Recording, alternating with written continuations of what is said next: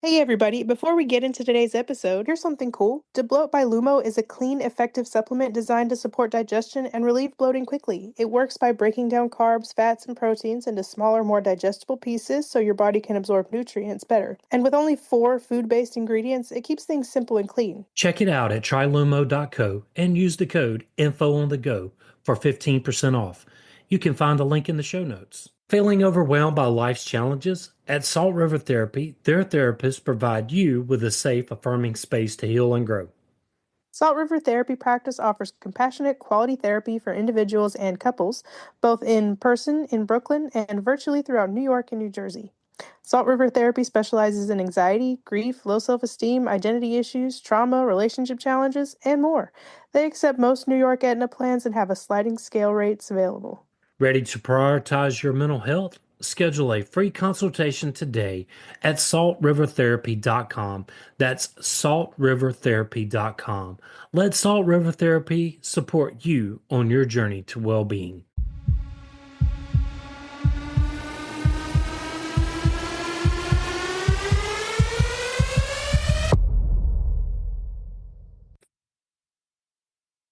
Hi, I'm William, And I'm Kat, and that makes this Info on the Go. answering questions you want to know. Hey, William, have you ever thought about how early people handled toothaches?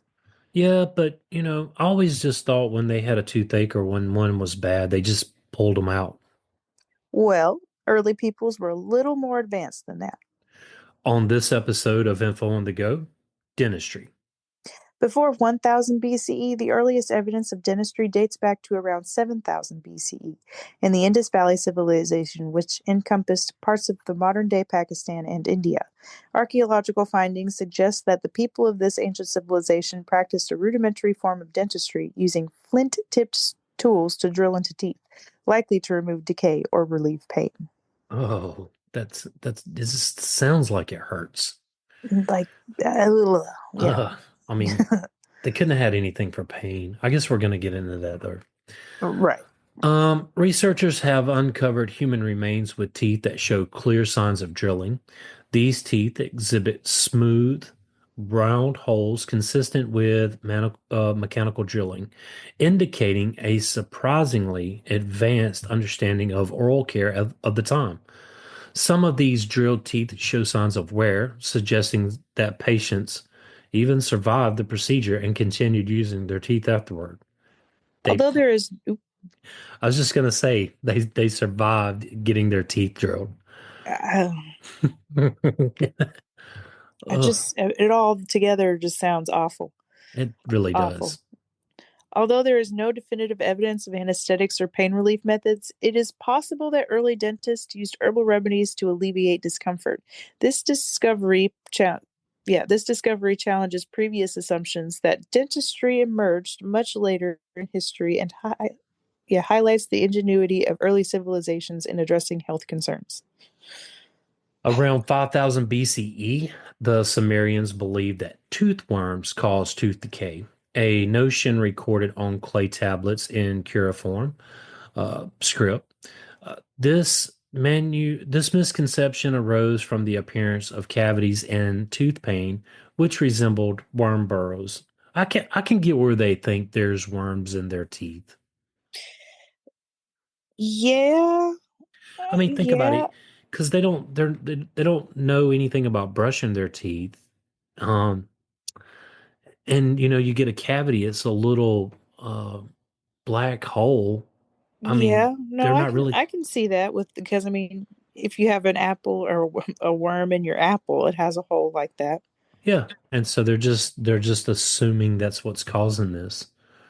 So I, Hmm. I can kind of I can kind of understand that now. I can wrap my head around it now. Yeah, yeah, that makes sense. The idea of toothworms influenced dental practices across many cultures, including ancient Egypt, Greece, and medieval Europe. Early treatments aimed at expelling or killing these supposed worms included herbal concoctions, fumigation, and drilling into the tooth. Heated beeswax or resin was sometimes used to fill cavities, an early form of dental filling. I don't feel like beeswax would last that long at all. Resin might last a little longer, but beeswax? Mm. Yeah, no. And fumigation. I know we're going to get into it a little bit later in the episode, but wow. Right. And What were they smoking, you know? and well, not only that, you're naming all these different societies that really didn't have contact with one another, so they're all coming up with this. Well, I don't know. Egypt and Greece, they They were kind of there. I mean, Um, they're only across the same pond. yeah, Um, okay. So maybe they all get the idea together. I don't know. they were shipping stuff back and forth, I'm sure. There was probably trade. Yeah, for sure. Despite advancements in medical knowledge, the concept of tooth worms persisted into the Renaissance era. It wasn't until the 18th century that scientists, including Pierre Fauchard, debunked the theory establishing that bacteria and poor oral hygiene cause tooth decay, not parasites. Yay for him. Right. Back in 2600 BCE, Hesy-Ra was an important Egyptian official and the first known dentist. He worked under Pharaoh Dozier and was called the chief of dentists and physicians. His tomb shows inscriptions and pictures of him revealing his skills in treating dental problems. Hmm. The ancient Egyptians knew a bit about dental health and used various treatments. Mummies showed that they had bad teeth where from eating coarse grains and stone ground flour, which caused tooth decay and pain. Early medical texts from around this time mention herbal remedies, linen soaked in medicine, and even basic tooth extractions. Some remains show early dental fillings made from resin and malachite. And malachite will be a dash of info episode, but a brief description. It's a bright green mineral consisting of copper hydroxycarbonate. Yeah. The Ebers Papyrus, dating to somewhere around 1700 BCE, is one of the oldest and most comprehensive medical documents from ancient Egypt. Discovered in the 19th century, this papyrus contains over 700 remedies and medical observations. It provides valuable insight into how the Egyptians understood and managed oral health thousands of years ago. One thing about the Egyptians and the Romans around this time, they were documenting everything. Right. Um, the papyrus describes various dental problems, including toothaches, loose teeth, gum inflammation, and abscesses, which were common due to the Egyptians' diet, like William said. It was their food, often contaminated with sand and grit from stone ground flour, caused excessive enamel wear and led to pain and infections. I think we also talked about that just a touch in our bread episode. Yeah, I think so too. And think about it. So today it's the sugar that we consume. Back then it was Little the tiny grits of sand in your flour. yeah. So no matter you can't win for losing. Right.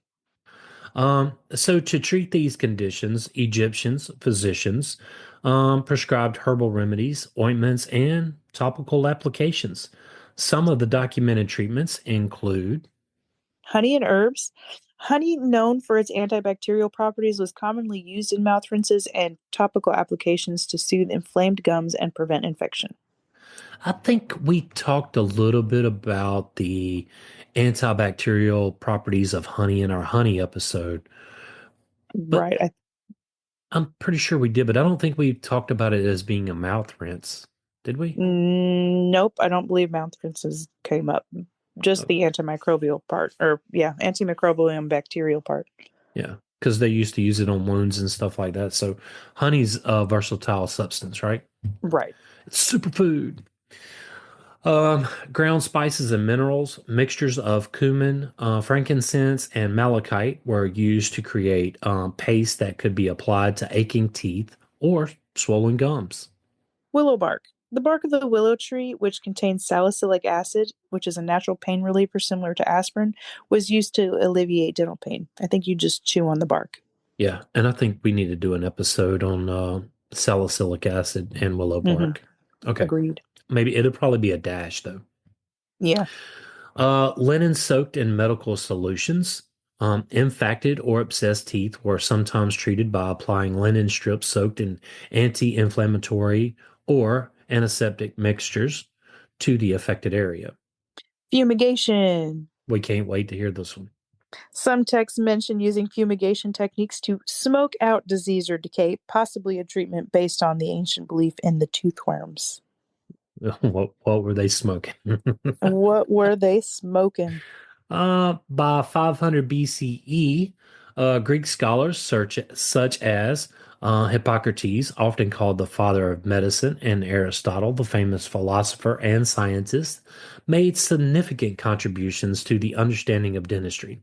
Their writings detailed various aspects of oral health, including tooth decay, extractions, and methods for stabilizing loose teeth, making an important step in the evolution of dental knowledge. Hippocrates is best known for advancing the idea that diseases, including dental ailments, were caused by natural factors rather than supernatural forces. He studied the anatomy of teeth and gums, noting the role of diet and hygiene in maintaining oral health. Key contributions from Hippocrates regarding dentistry include His described method for safety for removing teeth that were decayed or causing pain. He advised against pulling teeth unnecessarily, recognizing that extraction should only be performed when absolutely needed.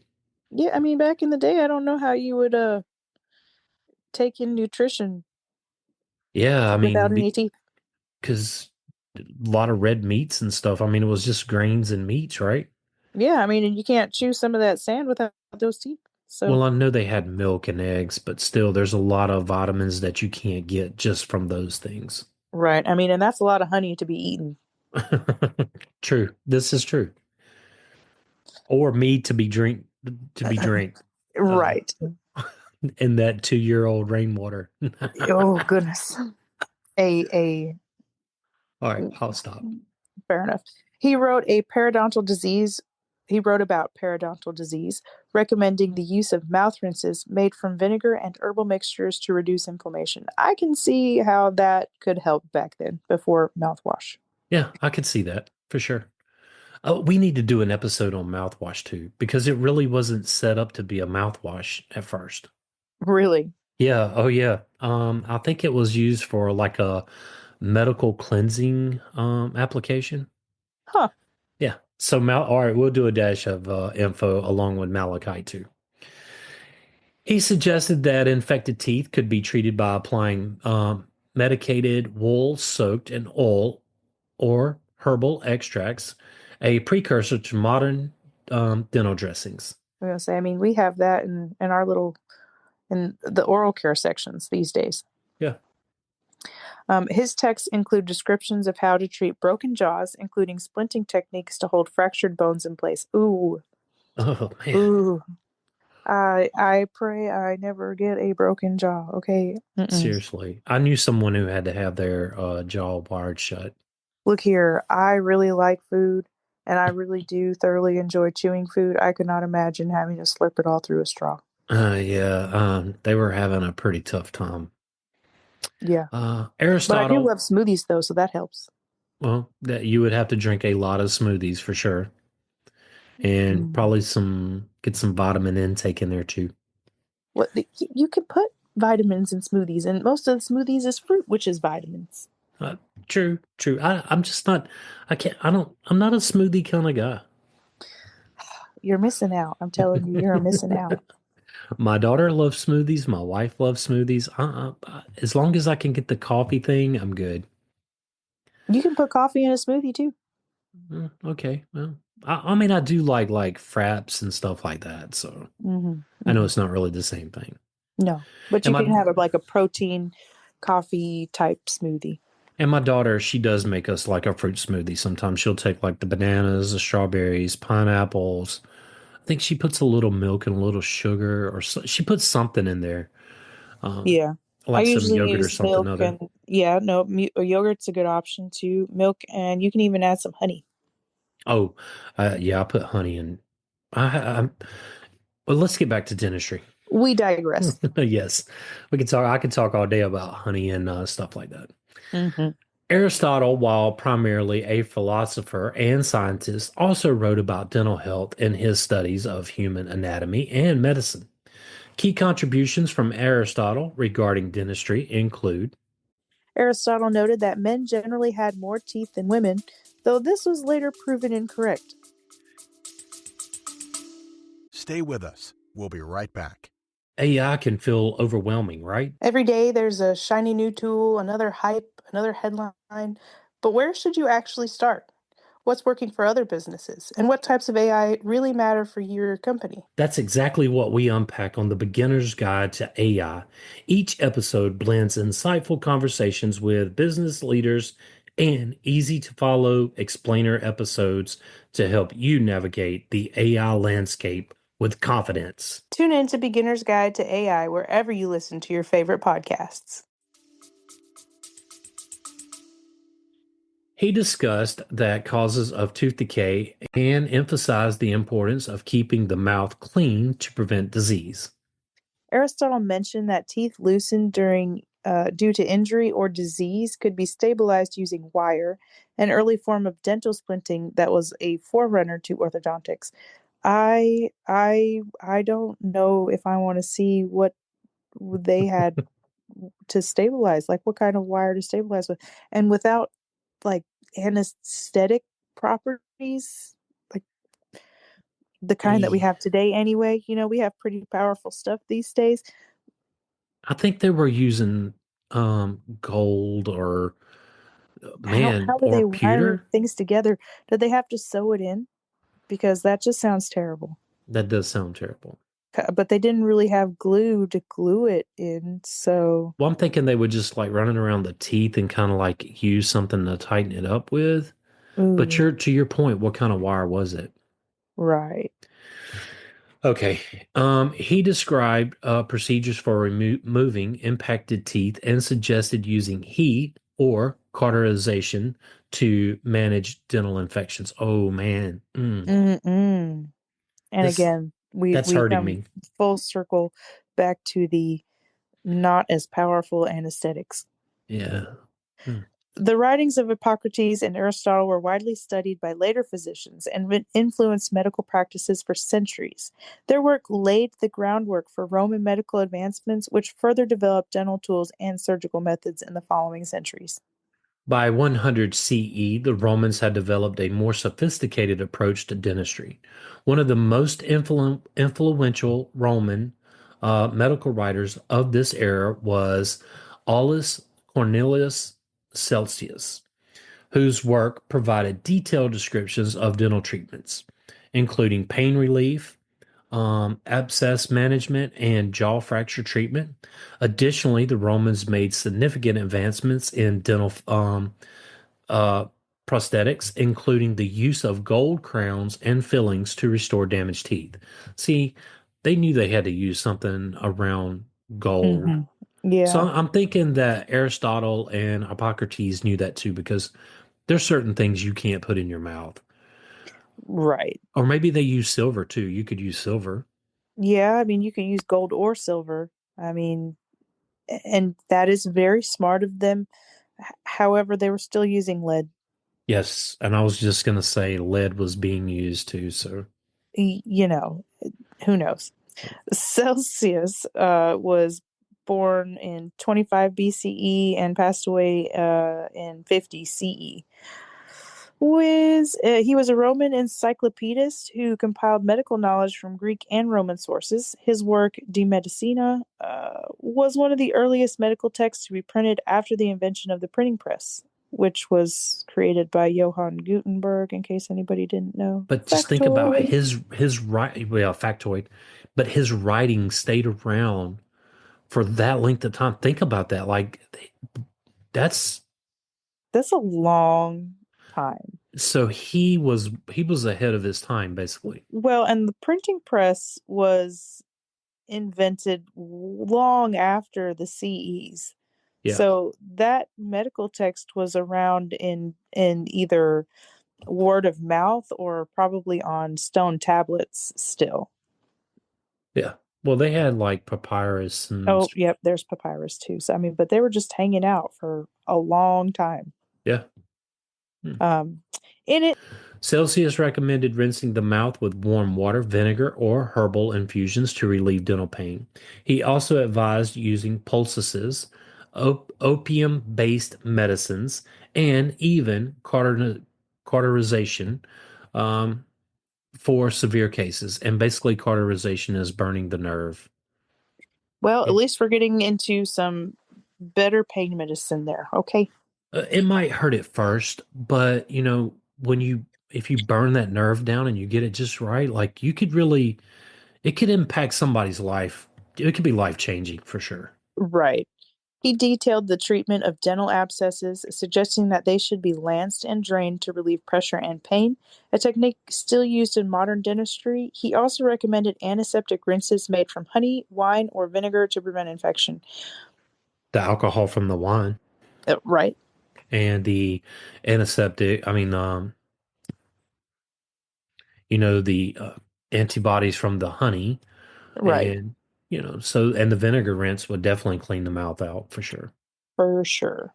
So he kind of put a little bit of thought into that. He sure did. He described how to properly extract a tooth when it was severely decayed or loose. He advised loosening the teeth gradually before removing it to minimize pain and to minimize the damage to the gums.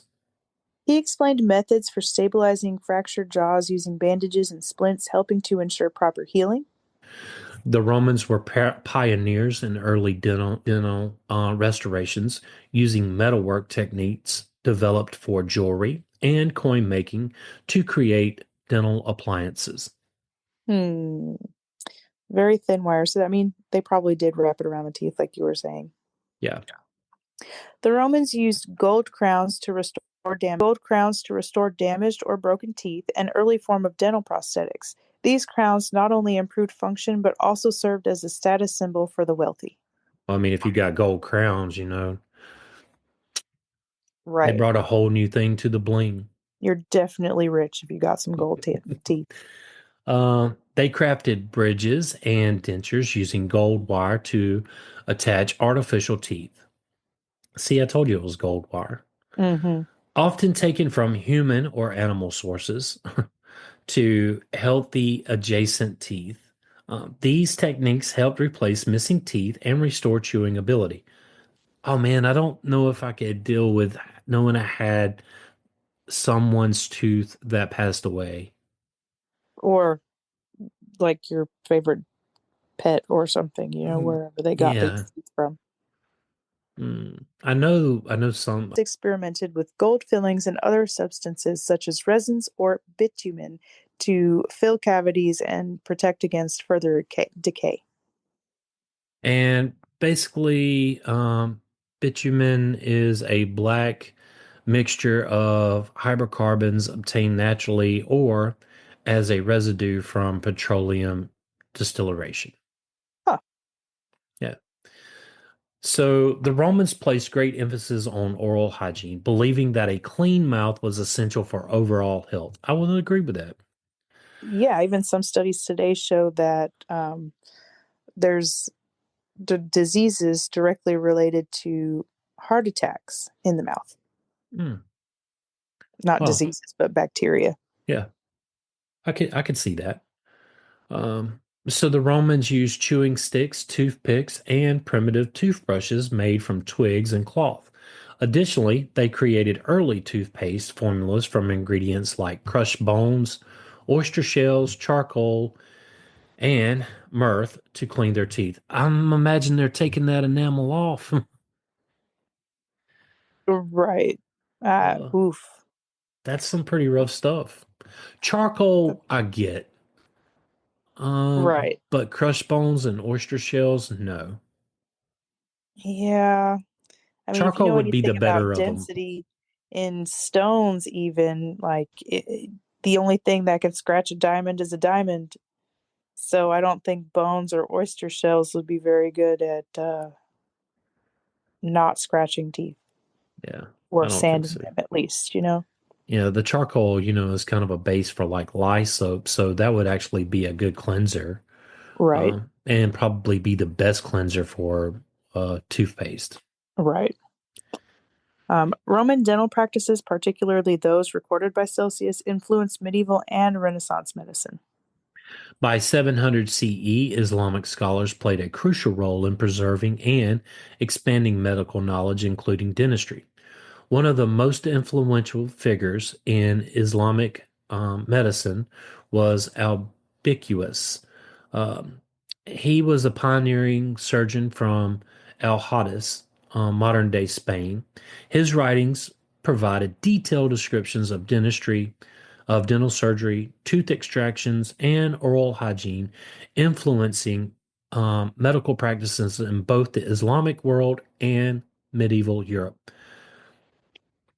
Albucasis, uh, Albucasis's 30-volume medical encyclopedia, Al-Tasrif, written around 1000 CE, became one of the most comprehensive medical texts of the time. It covered a wide range of medical and surgical topics, including a dedicated section on dentistry. Some of his notable contributions include He described proper techniques for tooth removal, emphasizing the importance of extracting only when necessary to prevent complications. he recommended using gold wire or silk thread to stabilize loose teeth, an early form of splinting similar to modern orthodontics. His illustrated and described specialized tools for dentistry, including forceps for extractions, scalpels for gum treatment, and um, cautery tools for managing infections. He strongly advocated for cleaning teeth regularly, endorsing the use of the miswak, a natural toothbrush made from the Salvadora persica tree, which is still used in some cultures today. He detailed methods for treating broken jaws, recommending bandages and wiring to aid in healing. Albucasis' work was translated to Latin and used as a medical reference in Europe for centuries, laying the foundation for later advancements in dental surgery. So we just talked about two different civilizations coming up with the same thing around about the same time. I know Albucasis was just a little bit later, but I mean, Right. But it was still the same stuff. yeah, that Hippocrates and Aristotle were coming up with just in a different area. So, Right. you know, during the Middle Ages, dentistry was not.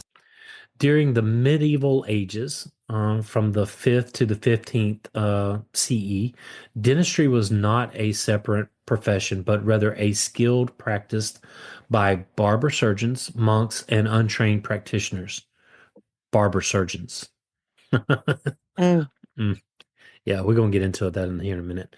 Unlike earlier civilizations that had some structured dental knowledge, medieval Europe had little formal education in dentistry, leading to widespread reliance on crude and often painful treatments.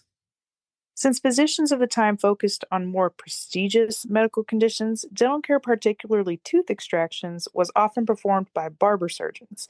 These individuals, who also cut hair and performed minor surgeries, became the primary providers of dental services for the general public. Oh, goodness. Okay. Barber surgeons mainly focused on pulling teeth rather than attempting to treat decay or infections, as extractions were the quickest way to relieve pain. They used forceps, pliers, and even hot irons to extract teeth, often without anesthesia. This made the process excruciating and sometimes dangerous due to infections. Man, hot irons, no anesthesia. Oh, yeah. No, thank you. Yeah, for real. In addition to barber surgeons, tooth jars, traveling street dentists, offered quick and cheap extractions, often performing them in public squares for entertainment. In con- Oh, no. Mm-mm. no, yeah, see, I'm good on that too. More and In contrast to barber surgeons, some monks and clerics in monastic communities practiced basic dentistry, as monasteries were centers of medical knowledge during the Middle Ages. Monks who studied medical texts from antiquity, including works by Hippocrates, Galen, and Albucasis, provided more careful and holistic treatments such as Using herbal remedies to relieve toothaches and gum disease, performing simple dental surgeries such as lancing abscesses, encouraging oral hygiene, often promoting the use of herbal mouth rinses and tooth cleaning techniques. However, in 1163, the Council of Tours forbid monks from performing surgery, including tooth extractions, further cementing surgeons as the primary dental practitioners of the time. How backwards can you be? that is Wild. Despite its limitations, medieval dentistry laid the groundwork for future advancements. The painful extractions performed by barber surgeons eventually led to the development of more refined surgical techniques and anesthesia in later centuries. Meanwhile, the oral hygiene practices promoted by Islamic scholars and monastic healers helped keep dental care a recognized medical concern. It wasn't until the 17th and 18th centuries that dentistry became a more specialized and professionalized field, leading to the birth of modern dentistry. The birth of modern dentistry happened around the 1500s to the 1800s.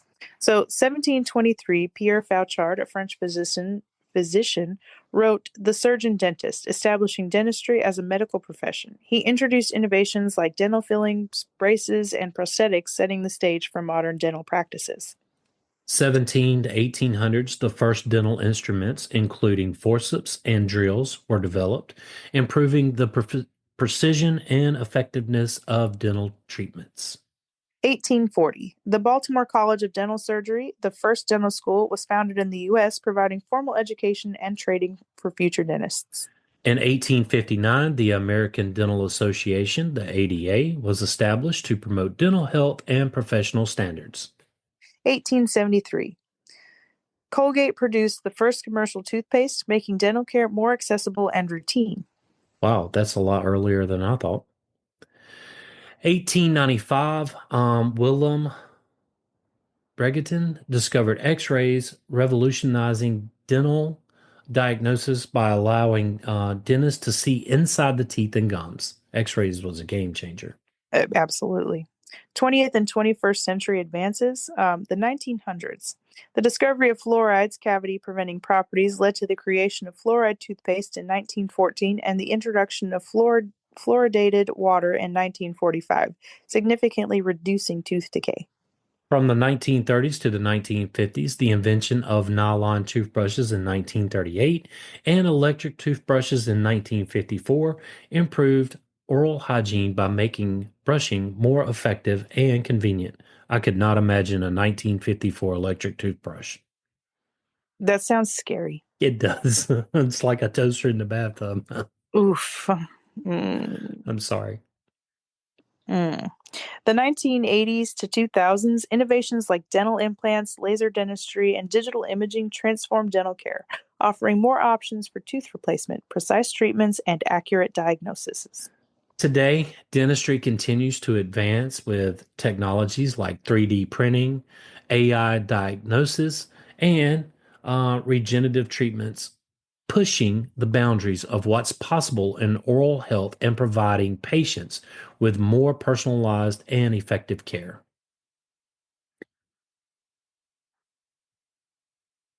Weird facts about false teeth in history. Ancient civilizations had some truly intriguing methods for crafting false teeth. People often resorted to using teeth from the deceased, including those found on battlefields, to create dentures. Ooh. In ancient Mexico, wolf teeth were used as replacements. That's pretty cool. Yeah, That's pretty neat. that's better The than pulling some off the battlefield. you know, it's debatable if they had better teeth than you or not. Oh, okay, I got it. Well, you wouldn't have to follow them down or anything. Okay, I got it. Right, right. And catching that wolf to pull his teeth is going to be harder. Yeah, yeah. The Etruscans in Italy had a unique technique of stringing human and animal teeth together using gold wire. The Mayans were quite innovative, using curved stones and seashells that eventually fused with the jawbone, acting as early dental implements. Do Wow, you know how implants. far? Yeah, but you gotta shove I stones and seashells so far down, basically into your jaw. Well, I'm thinking if they pulled the tooth, they probably just went on and inserted it in there, which would Yeah, which would be even worse. But I mean, the hole's there. I mean the hole is there, but the nerve is probably exposed, and you gotta shove something else right on top of that sore spot. Mm, And God forbid if you get an abscess in there. Ooh, these people, these early people had to have some really high pain receptors is all I know. The gonad power is there because I don't think I'd have it. Okay. Mm-mm. No, absolutely not. The oldest complete set of dentures dating back to the 16th century was made entirely of wood and discovered in Japan. Oh, wow. Uh, you really got me with that one. Dating approaches reflect the ingenuity and resourcefulness of ancient cultures addressing dental issues. Contrary to popular belief, George Washington's teeth were not made of wood. His dentures were actually made from a variety of materials, including ivory from elephants or hippopotamuses, animal teeth such as those from cows and horses, human teeth, and metals like gold, lead, and brass. They also contained steel springs. Mm, steel springs? Ah, how does the steel springs work? That doesn't sound good either. Yeah, it really doesn't. Mm-mm. And I don't know how cows and horses' teeth would do too well. Well, they would file them down to kind of be level with your teeth. That's a whole lot of filing. Yeah. Dentists at the time crafted these dentures using a combination of materials to create functional and aesthetically pleasing replacements for lost teeth. So they look good and they worked. The biggest game changer to me is still the most like better, more better anesthetics, okay? Yeah, I would agree with that. That is the game changer in this whole episode, just anesthetics. Yes, I would agree with that. 100%. Oof. All of it sounds painful. Like my mouth hurts. I can't. No, because I mean, I've had wisdom teeth just ripped out of my head, okay? And I couldn't imagine them doing that without any kind of pain relief whatsoever. No, I can't either. Altogether, I have had 3 wisdom teeth removed. I still have one, but I had to get 2 done at a time. And my body goes through the anesthetics process just a little bit faster than normal. And by the time she got done extracting the first one, I could feel when she started brushing my gums up to get behind the second one. And I had to stop her and tell her like, hey, I can feel exactly what you're doing. And so she had to get me again. But again, to do that without anything. I'm telling you, these people had some pretty high. Well, I mean, you didn't really have a choice. I mean, it was either No, grin and bear it or, that's true. I mean, but still,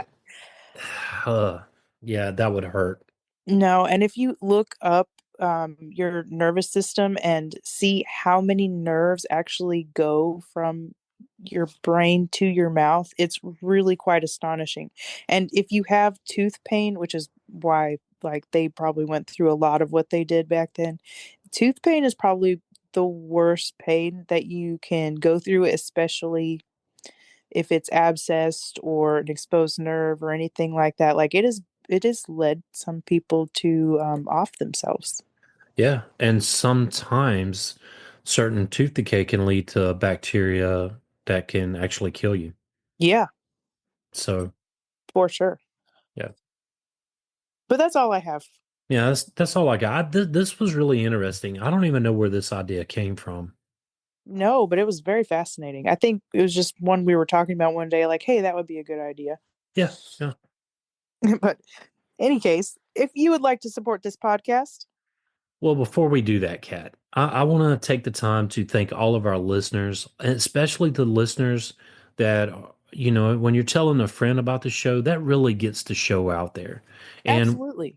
and we're continuously growing. I mean, we have a big following here in the North American continent.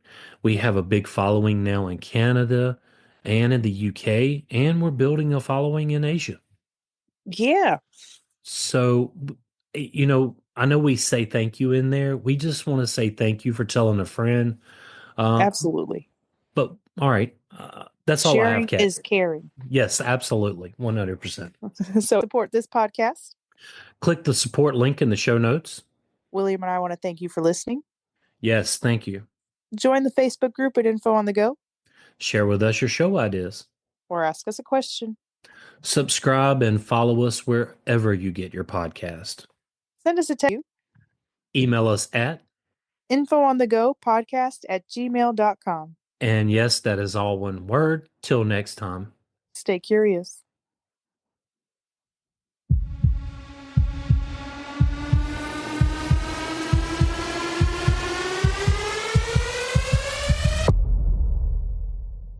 This Mother's Day, give a gift that is truly special, one that captures memories, preserves love, and lasts for generations. With Tellmail.ai, you can turn your cherished memories into a timeless keepsake. It's simple. Each call unlocks new chapters, bringing to life the moments, laughter, and wisdom that defines your family's history. After every conversation, Mel carefully transcribes and edits the stories into beautifully written memoir chapters, which can be shared with your family. These chapters can be compiled into a stunning hardcover book or a digital keepsake, ensuring that your family's legacy is never lost. This Mother's Day, give more than just a gift. Give the magic of storytelling, a legacy that will be cherished for generations. Start today at tellmail.ai.